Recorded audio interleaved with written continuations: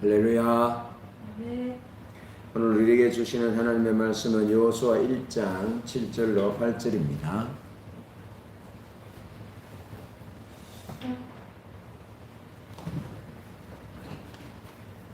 구약성경 여호수아 1장 7절 8절입니다. 우리 한음성으로 합독하시겠습니다. 여호수아 1장 7절로 8절 시작. 오직 강하고 극히 담대하여 나의 종 모세가 내게 명령한 그 율법을 다 지켜 행하고 우로나 좌로나 치우치지 말라. 그리하면 어디로 가든지 형통하리니 이 율법책을 내 입에서 떠나지 말게 하며 주야로 그것을 묵상하여 그 안에 기록된 대로 다 지켜 행하라. 그리하면 내 길이 평탄하게 될 것이며 내가 형통하리라. 아멘. 오늘은 말씀과 성령의 조화에 대해서 말씀을 나눕니다. 우리 신앙은 처음부터 끝까지 말씀과 성령의 조화의 삶입니다. 말씀과 성령의 조화가 처음부터 하나님의 방법이었습니다. 자, 하나님께서 놀랍게 역사하실 때마다 성경을 보면 또 역사적인 시대를 보면 하나님이 놀랍게 역사하실 때마다 철저하게 말씀과 성령이 조화를 이루는 가운데 하나님의 역사가 나타났습니다. 특별히 오늘날에는 말세지말로서 회복과 부흥을 기다립니다. 여러분, 사회가 얼마나 악하고 이기적인지 아마 아실 겁니다.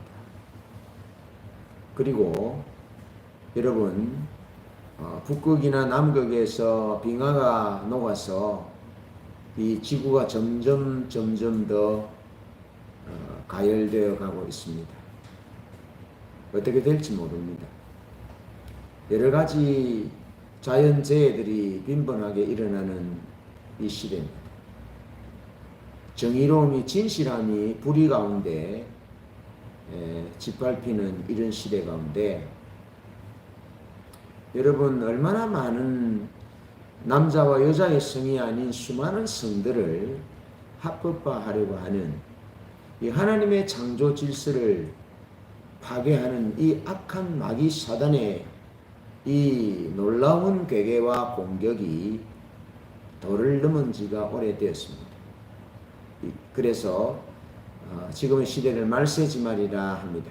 말세지말에 어떻게 이 죄악에 범람하는 죄악의 물결을 이길 수 있느냐 하면 하나님이 성령으로 오셔서 회복과 부흥으로 임하셔야 합니다. 그래서 영적인 각성이 일어나고 하나님의 대규모의 성령을 부으심으로 말미암아 창원 이 전체 도시, 부산, 서울, 이 대한민국 전체가 하나님 앞으로 돌이키는 그런 역사가 일어나야 합니다. 그러기 위해서는 교회들이, 하나님의 백성들이 신앙이 철저히 말씀과 성령의 조화 가운데 있어야 된다. 할렐루야.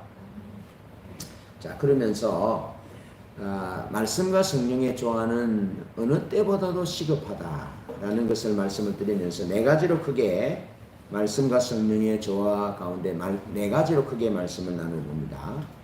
첫째로 여호수아 시대에 나타난 말씀과 성령의 조화입니다. 여러분, 가나안 땅에 들어갔던 사람들 사람 가운데 약 200만 명 가운데 여호수아와 갈렙만큼 하나님의 놀라운 역사를 경험한 사람은 없습니다. 왜냐하면 출애굽의 그 놀라운 하나님의 역사, 애굽의 신들을 벌하고 기적적으로 하나님의 백성들을 애굽에서 인도하시고 홍해를 가르시고 그렇게 가나안으로 하나님이 인도하잖아요. 그 하나님의 역사를 경험한 사람은 여호수아와 갈렙 가장 많이 경험했습니다. 그런데 하나님은 그러한 여호수아에게 말씀의 중요성을 지나칠 정도로 강조하십니다. 오늘 본문에서 그렇게 말씀하잖아요. 하나님의 말씀을 내 입에서 떠나지 말게 해라. 떠나지 말게 해라. 또 주야로 그것을 묵상해라. 그리고 그 가운데 기록한 것을 다 짓게 행하라. 그렇게 지나칠 정도로 하나님이 여호수아에게 말씀을 강조하고 있습니다. 우리가 앞단에서 살펴본 것처럼 우리의 신앙은 철저하게 하나님의 말씀을 기초해야 된다라고 말씀을 드렸잖아요. 그러면서 지난 시간에는 말씀 그것만으로는 안 된다고 그랬죠. 성령의 역사가 있어야 된다라고 말씀을 드렸습니다. 여러분 말씀하면 왜 안 되느냐 하면 우리가 말씀을 토대로 한 교리는 중요시 여깁니다. 교리는 중요시 여기지만 하나님의 말씀을 실천하는 것을 소홀히 여기는 경우가 있습니다. 여러분 우리는 하나님의 말씀을 철저히 중요시 여기면서 지켜야 합니다. 하나님은 여호수아에게 그것을 말씀하셨습니다. 이 율법책을 떠나지 말며 주야로 묵상하고 그 가운데 기록한 대로 다 지켜 행하라. 그렇게 말씀에 대해서 강조를 했습니다. 그러나 하나님께서 여호수아에게 말씀을 강조하셨음에도 불구하고 여호수아의 삶은 단지 말씀에 의한 삶이 전부가 아니었습니다. 여러분 여호수아의 삶에는 하나님의 말씀과 성령이 온전히 조화를 이루었습니다. 물론 여호수아 시대에는 아직 성령이 각 사람들에게 신약 시대처럼 내려오지는 않았습니다. 임하지는 않았습니다. 그렇지만 구약 시대에도 하나님의 성령이 역사하셨습니다. 운행하셨습니다.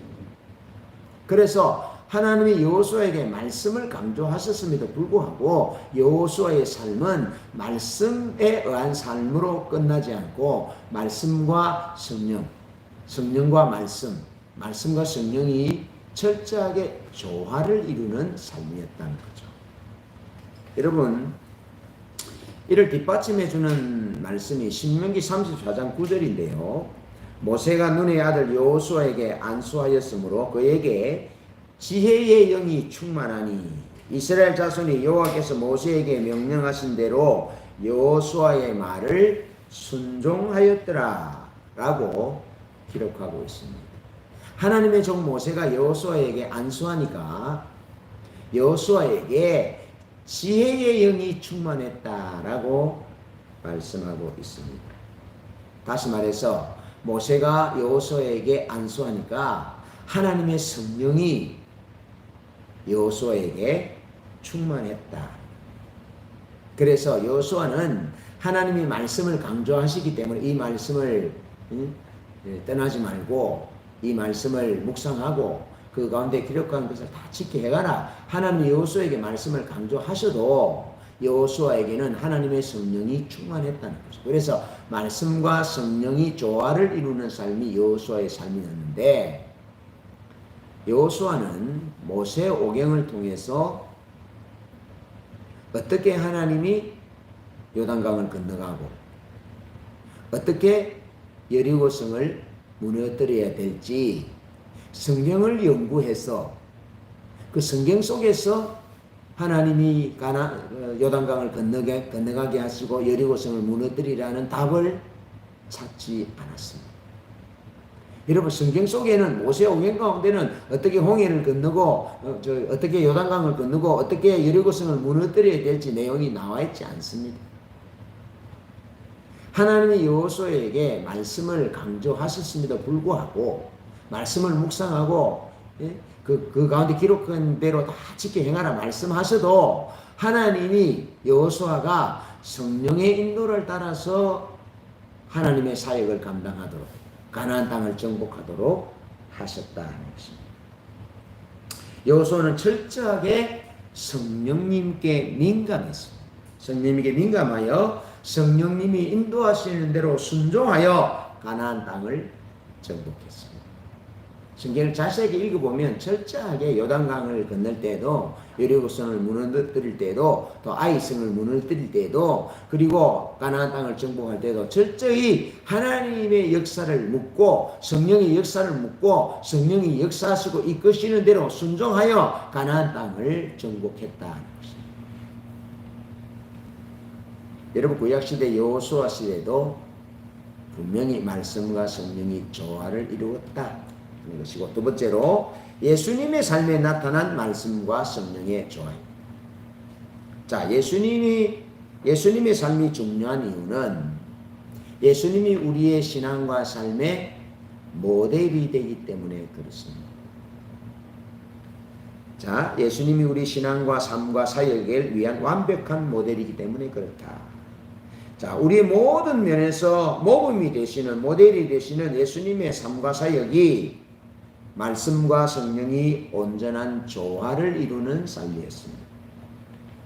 자, 마가복음 1장을 보면, 마가복음 1장 21절에 보면, 21절로 27절에 보면, 자, 예수님이 갈릴리를 중심으로 해서 사역을 하시잖아요. 그래서 갈릴리에 있는 가버나움이라는 곳이 있습니다. 가버나움에서 주님이 많은 사역을 하시는데요. 예수님이 안식일에 가버나움 회당에서 가르치셨어요. 제가 이스라엘 가버나움 회당에 가보니까요. 그 가버나움 회당이 2000년 전에 지어진 회당이지만 기둥이 있고 돌 기둥이 있고 돌 벤치가 있고 참 근사해요. 멋있었어요. 그리고 그 앞에는 베드로의 장모의 집이 있는데, 예수님이 가버나움 회당에서 중국 복음을, 하나님의 말씀을 선포했어요. 그때 사람들이 놀랐어요.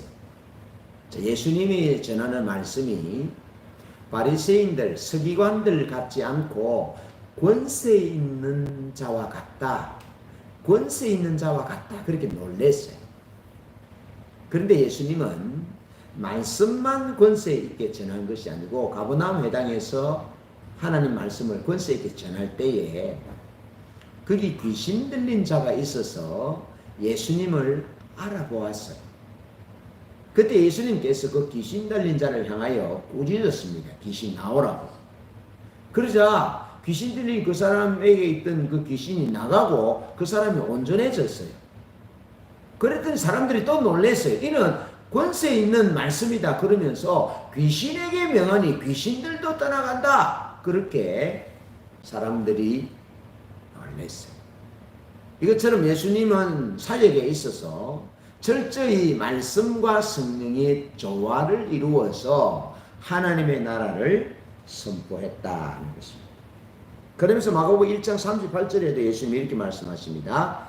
다른 가까운 마을로 가자. 거기서도 전도하리니.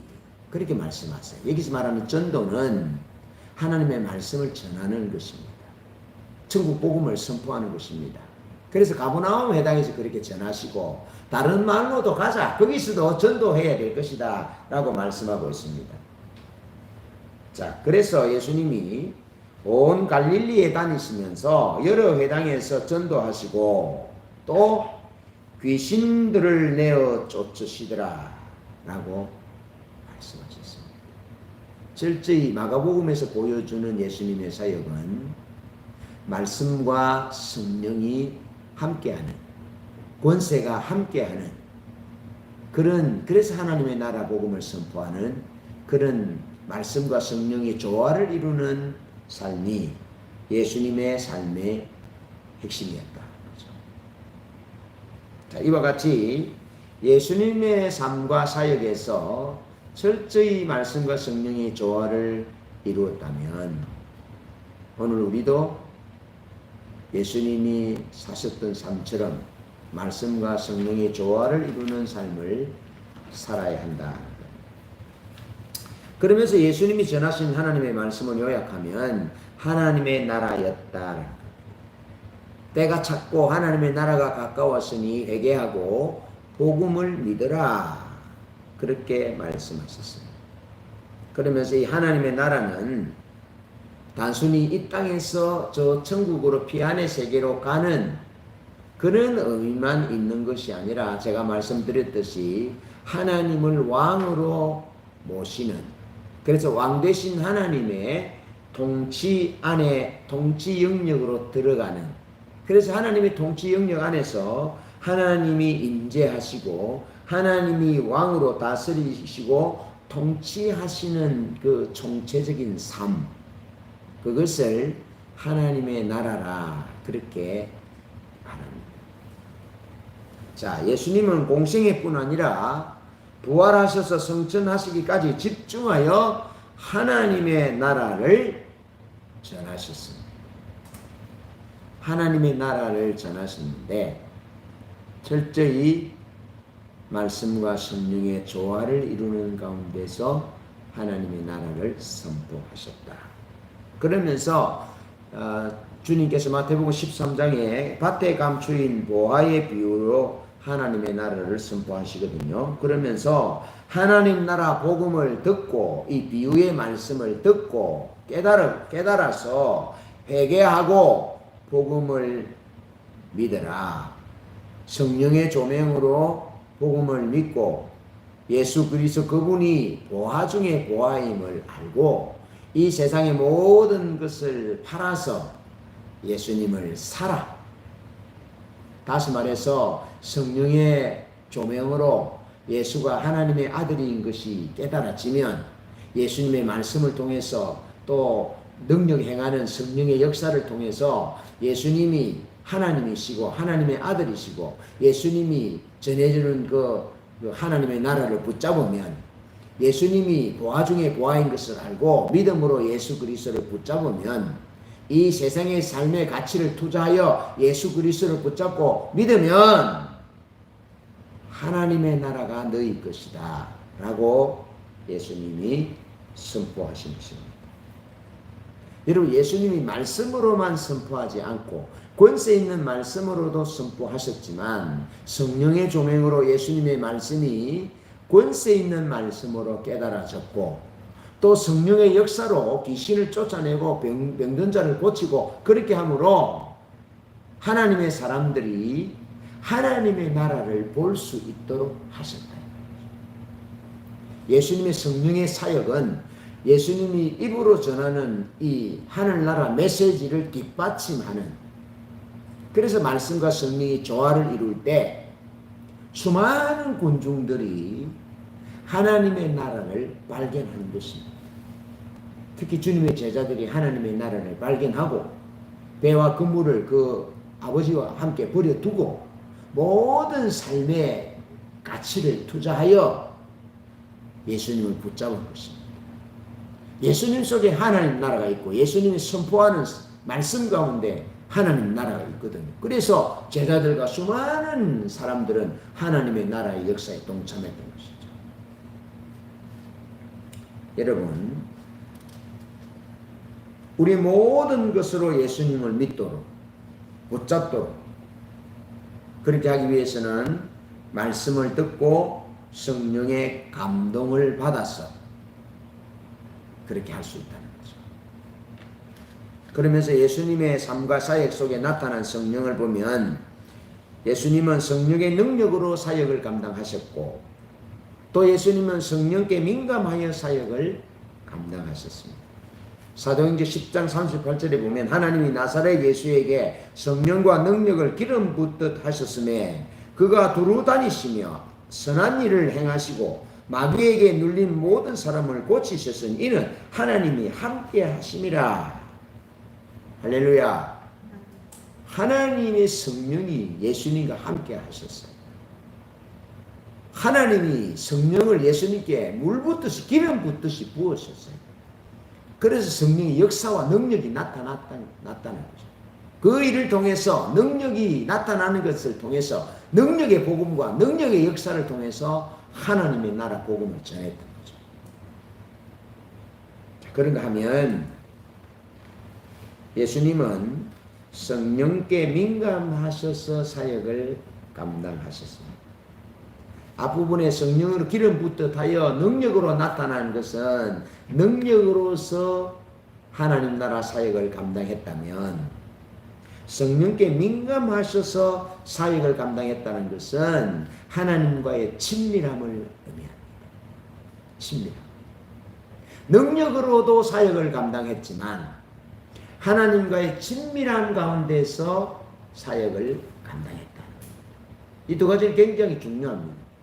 능력으로 사역을 감당하는 것도 있어야 되고 이것만 있으면 안 된다는 겁니다. 하나님 성령에 민감하여 하나님과의 친밀한 가운데서 성령의 역사를 감당했다. 이 두 가지가 같이 가야 됩니다. 자, 요한복음에는 이런 예수님의 사역을 하나님과의 친밀한 사랑의 교제 가운데 성령의 인도를 따라서 사역을 감당했다라고 말씀하시는 내용이 많습니다. 두 가지만 보면요. 요한복음 5장 19절로 20절에 보면 한번 볼까요? 요한복음 5장 19절로 20절.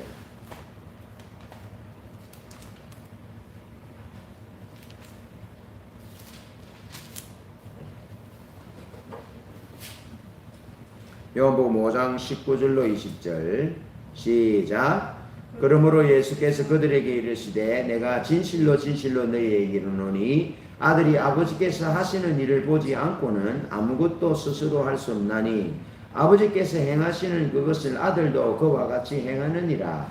아버지께서 아들을 사랑하사 자기가 행하시는 것을 다 아들에게 보이시고 또 그보다 더 큰 일을 보이사 너희로 놀랍게 여기게 하시리라. 아멘.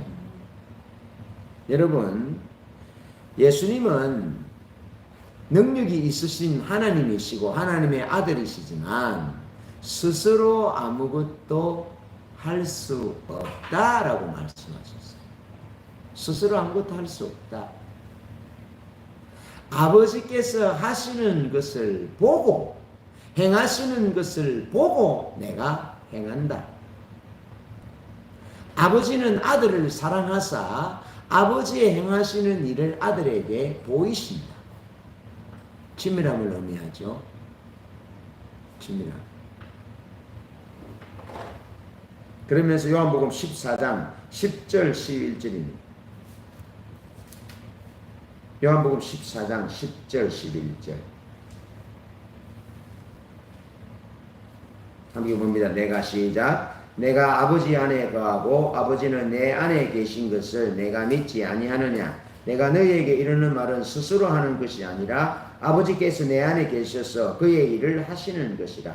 내가 아버지 안에 거하고 아버지께서 내 안에 계심을 믿으라. 그렇지 못하겠거든 행하는 그 일로 말미암아 나를 믿으라. 아멘. 아버지가 내 안에 내가 아버지 안에 있다. 그리고 내가 아버지 안에 아버지가 내 안에 있어서 하나님이 그 일을 행하신다. 아버지께서 내 안에 계셔서 그 일을 하시는 것이다. 그러면서 내 말을 못 믿겠거든 내가 하는 일을 믿으라. 예. 내가 행하는 그 일로 말미암아 나를 믿으라. 그렇게 말씀하십니다. 그리고 예수님이 말씀으로만 감당하지 않고 말씀을 선포했습니다. 하나님의 나라 메시지를 선포합니다. 그럼 예를 들어 이럴 수 있잖아요. 말씀이 좀 아리송하다. 좀 반신반의하다. 그럴 수 있잖아요. 그런데 예수님이 능력을 행하시는 거예요. 그러니까 능력이 나타나잖아요. 귀신이 쭉 떠나가잖아요. 그러니까 사람들이 하나님이 함께 하시는구나. 하나님이 아니면 하나님께로서 난자가 아니면 이런 일이 일어날 수 없다 하고 예수님을 믿게 되거든요. 그러면서 예수님 그렇게 말씀을 하시는 거예요. 너희들이 내 말을 못 믿겠으면 내가 하는 일을 보고 나를 믿어라 하고 주님이 말씀하신 거예요. 그러니까 예수님의 삶 가운데서 철저히 말씀과 성령이 조화를 이루었고 특히 예수님의 성령의 역사는 능력으로 귀신을 쫓아내는 그런 능력의 역사로 사역을 감당하기도 했지만 아버지가 내 안에 내가 아버지 안에 아버지가 행하시는 것을 내게 보이시면 내가 행한다. 그렇게 친밀한 가운데서 성령에 민감하여 사역을 감당했다. 능력으로서의 성령과 친밀함으로서의 민감함으로서의 성령의 역사가 조화를 이루어서 하나님의 말씀을 선포했고 하나님 나라 사역을 감당했다 하는 것이죠. 자, 여호수아에게 나타났던 말씀과 성령의 조화. 그 다음에 두 번째로는 예수님에게 나타났던 말씀과 성령의 조화를 살펴보고, 세 번째는 사도들의 삶에 나타난 말씀과 성령의 조화입니다. 여러분, 예수님은 자신을 전하지 않았습니다. 예수님은 하나님 아버지를 전했고, 특별히 예수님은 하나님 나라에 대해서 말씀을 전했습니다. 그래서 백성들이 예수님의 입에서 선포되어지는 하나님 나라 메시지를 받아들임으로, 믿음으로, 수용하고 신뢰함으로 하나님 나라 백성이 되도록, 하나님의 통치 가운데서 영원한 생명을 누리도록 하나님 나라 복음을 전한 거예요. 그런데 제자들이 하나님 나라 복음을 전하면서 점차 제자들은 메시지가 예수 그리스도를 전하게 된 거예요. 알겠죠? 자, 그러면서 사도들의 사역이 예수님의 사역과 똑같은 사역이었어요. 말씀과 성령의 조화를 이룬, 예수님이 하신 그대로 사역했어요.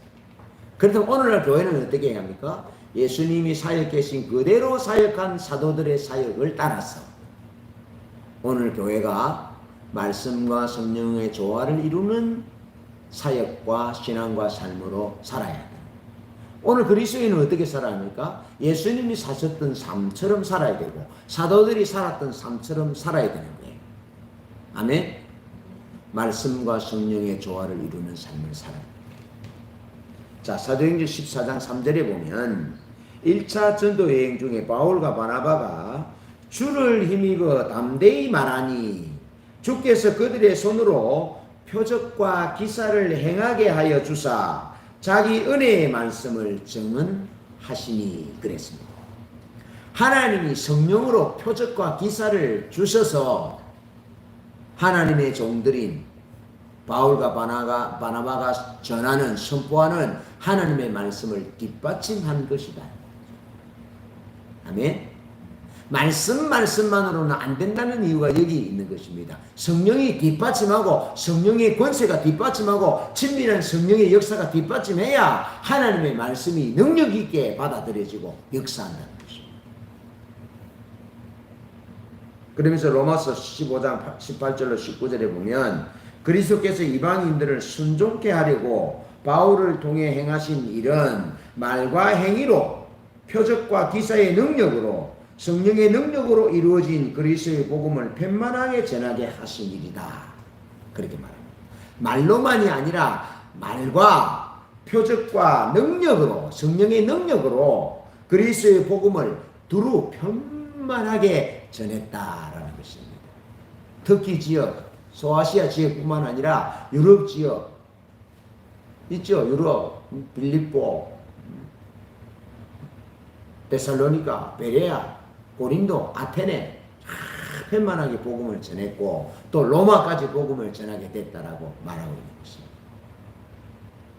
철저하게 사도들의 삶도 말씀과 성령의 조화였고 말씀을 선포할 때 성령이 뒷받침했다. 표적과 기사로 나타났다.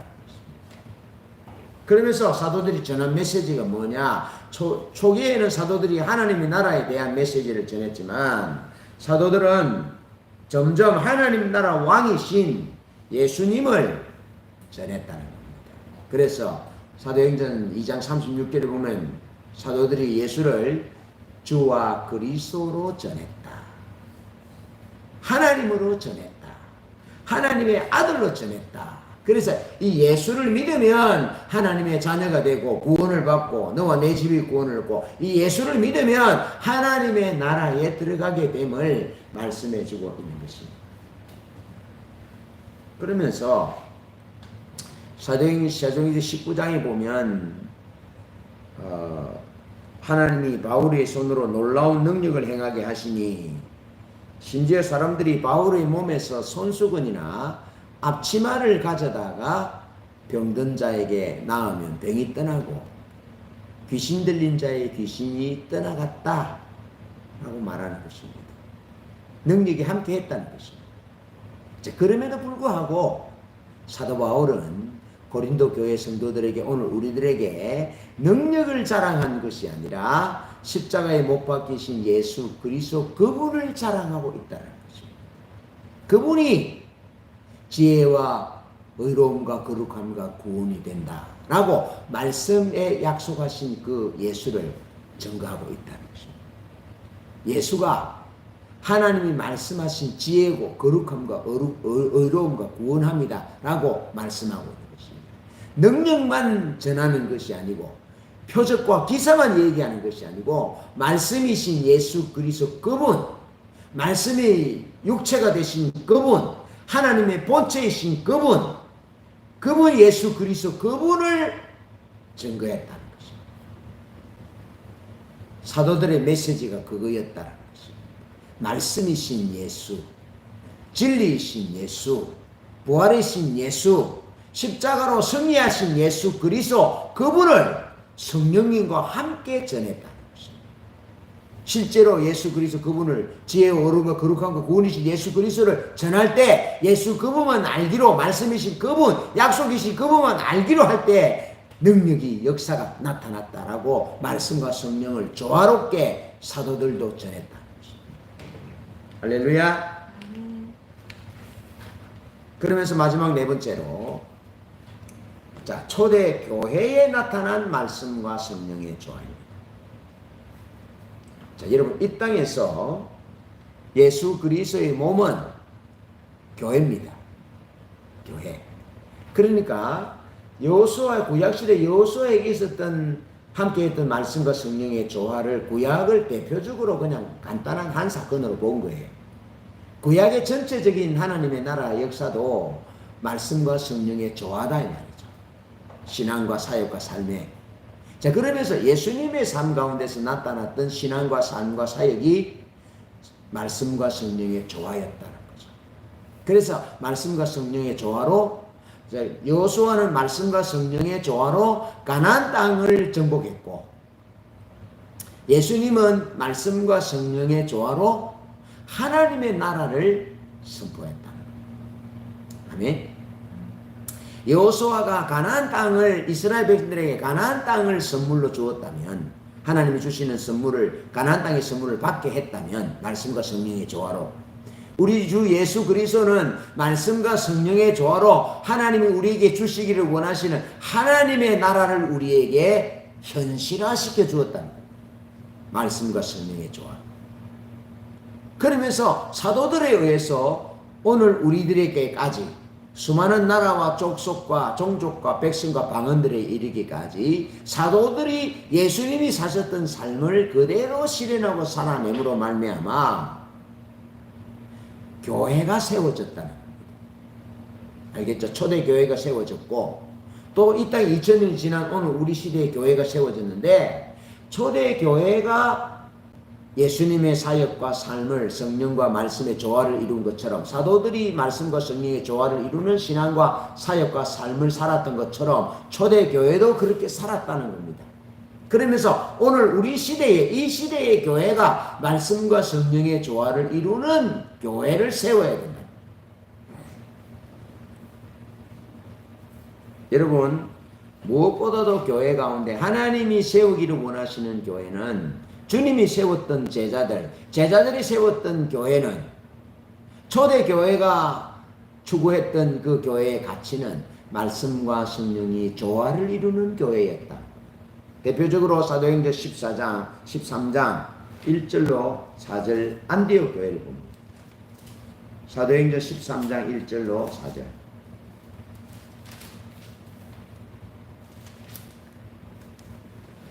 사도행전 13장 1절로 4절 안디옥 교회에 13장 1절로 4절 시작. 안디옥 교회에 선지자들과 교사들이 있으니 곧 바나바와 미게르라 하는 시므온과 구레네 사람 루기오와 분봉왕 헤롯의 젖동생 마나엔과 및 사울이라. 주를 섬겨 금식할 때에 성령이 이르시되 내가 불러 시키는 일을 위하여 바나바와 사울을 따로 세우라 하시니 이에 금식하며 기도하고 두 사람에게 안수하여 보내니라. 두 사람이 성령의 보내심을 받아 실루기아에 내려가 거기서 배 타고 구브로에 가서. 아멘.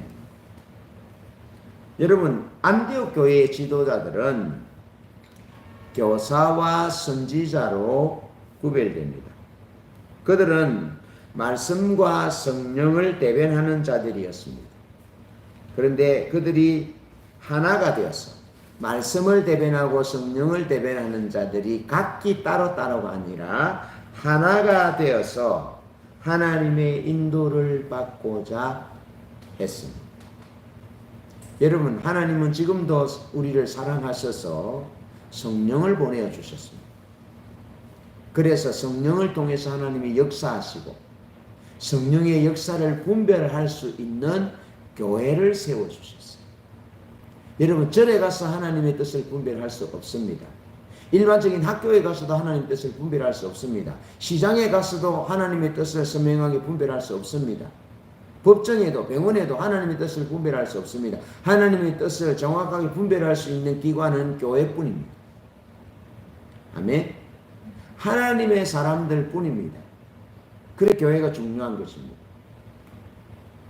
자, 하나님은 우리를 사랑하셔서 이 땅을 사랑하셔서 예수 그리스도를 십자가에 죽고 부활시키고 성천하심으로 성령을 보내심으로 교회가 세워지게 하셨다.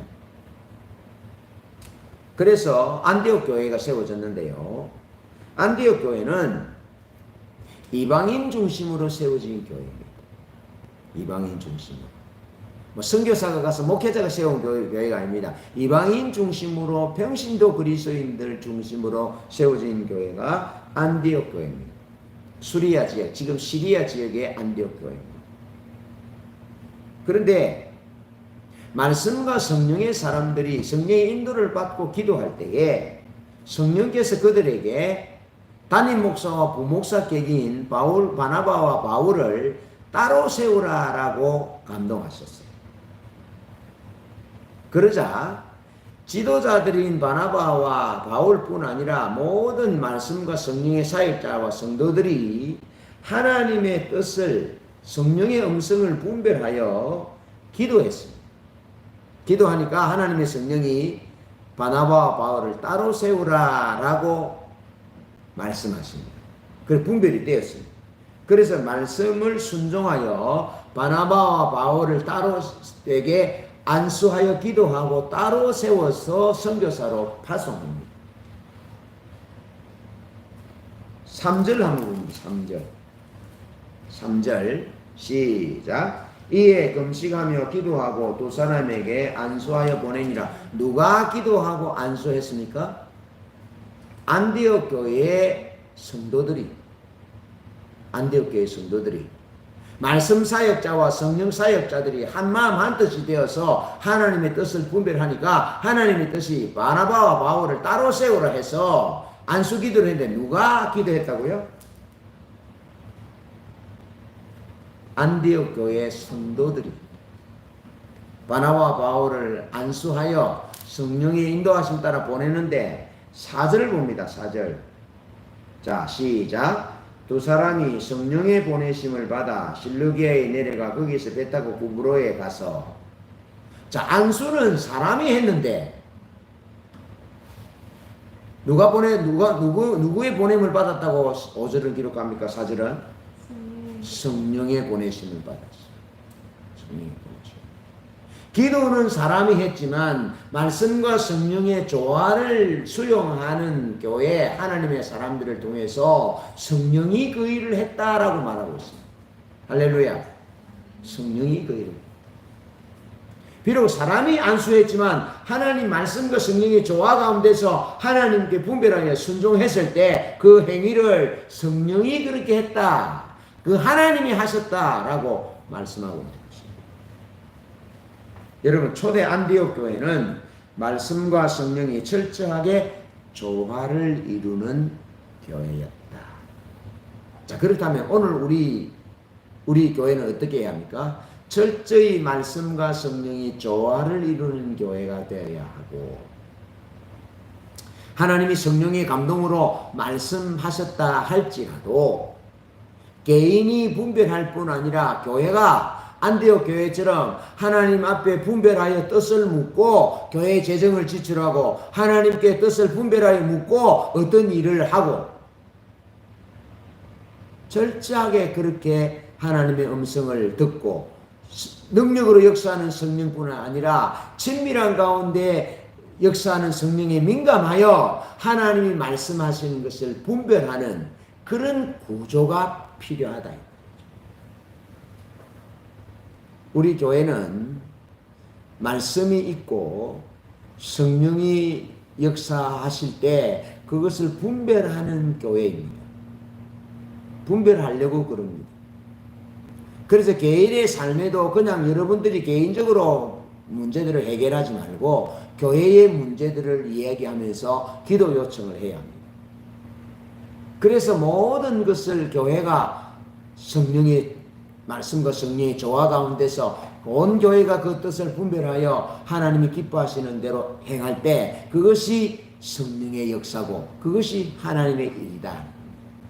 사람이 얼마나 많이 모이고 얼마나 재정이 많으냐 그것이 중요한 것이 아닙니다. 비록 사람이 몇 명 모이지 않고 재정 규모가 적다 할지라도 하나님이 성령으로 감동하셔서 말씀하실 때 어떻게 우리가 성령에 민감하여 하나님의 뜻을 묻고 순종하느냐 그 구조가 중요하다는 그런 교회의 구조, 시스템이 중요한데 우리 교회는 초대 안디옥 교회처럼 사도들이 그렇게 살았고 예수님이 사역했고 여호수아가 그렇게 사역했던 것처럼 그렇게 사역을, 삶을, 신앙생활을 하려고 하는 사람들이 모인 교회이기 때문에 감사한 것이죠. 하나님은 저를 이런 교회로 섬길 수 있도록 그렇게 수년 동안 기다리시고 수십 년 동안 훈련시키셔서 여기까지 오게 하시고 그래서 많은 모이는 교회 건물이 뭐 삐까뻔쩍한 교회 재정이 많은 교회 교인 가운데 막 규모 있는 사람들이 많이 모이는 교회 그것이 중요한 것이 아닙니다.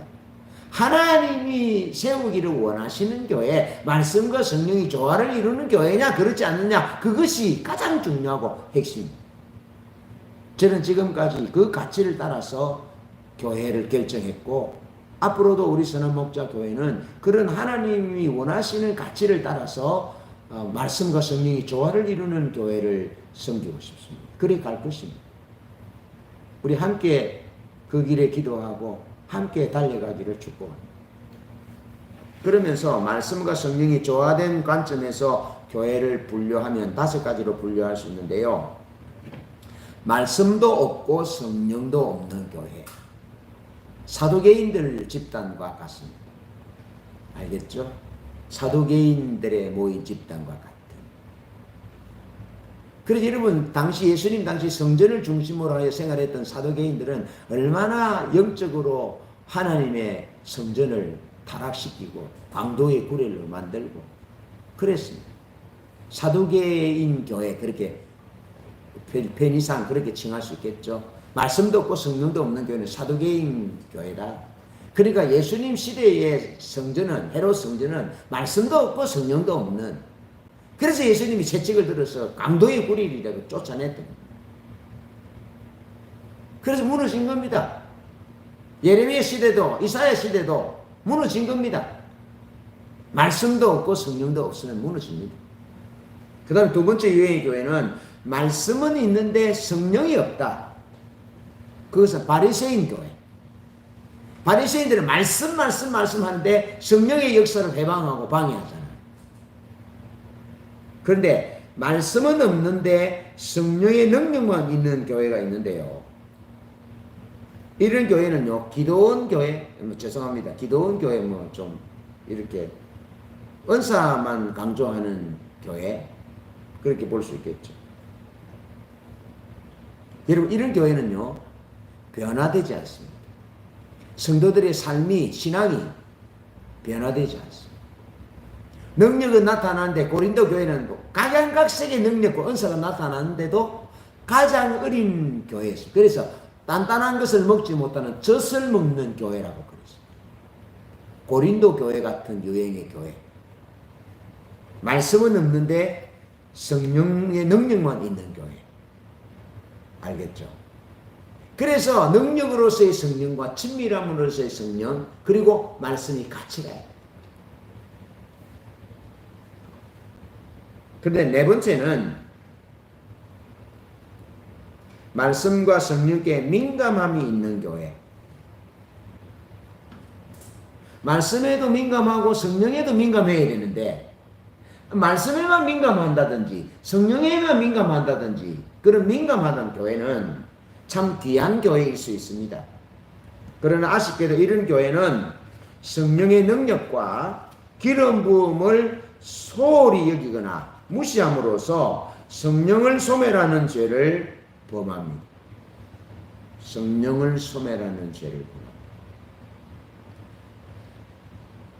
다섯 번째로 우리가 추구하는 교회는 말씀과 성령의 능력과 성령께 민감함이 조화를 이루는 교회. 초대 예루살렘 교회 같은, 초대 안디옥 교회와 같은, 이방 교회가 예루살렘 교회가 가난하다 하니까 성령의 역사를 따라서 헌금해서 도와주는, 말씀과 성령의 능력과 성령께 민감함이 조화를 이루는 교회. 예수님이 세우기를 원하시는 교회는 다섯 번째 교회입니다. 말씀과 성령의 능력과 성령께 민감함이 조화를 이루는 교회. 이런 교회가 예수님과 사도들의 삶과 사역을 그대로 본받은 교회입니다. 우리 교회가 그런 교회가 되기를 축복합니다. 오늘 말씀을 요약합니다. 우리 신앙은 처음부터 끝까지 말씀과 성령의 조화입니다. 두 번째로 개인뿐 아니라 교회 안에 반드시 말씀과 성령의 조화가 있어야 합니다. 세 번째로 우리 신앙의 모델이신 예수님의 삶 속에 말씀과 성령의 조화가 있었습니다. 말씀과 성령의 조화로 예수님이 신앙생활 하셨고 사셨고 사역을 감당하셨습니다. 뿐만 아니라 사도들과 초대교회의 삶에도 말씀과 성령의 조화였습니다. 마지막으로 우리는 사도개인과 바리새인처럼 되지 말아야 합니다. 철저히 말씀과 성령의 조화를 이루는 민감한 교회가 되어야 합니다. 그런 신앙이 되어야 합니다. 그렇게 살아서 하나님의 부흥을 위하여 기도하고 하나님의 나라를 이 땅에 실현시키는데 쓰임받고 주님과 동행하는 그런 예수님 닮은 안디옥 교회 닮은 성도 교회 되시기를 주님의 이름으로 축복합니다. 큰 찬양집 80장 두 손 들고 찬양합니다. 찬양.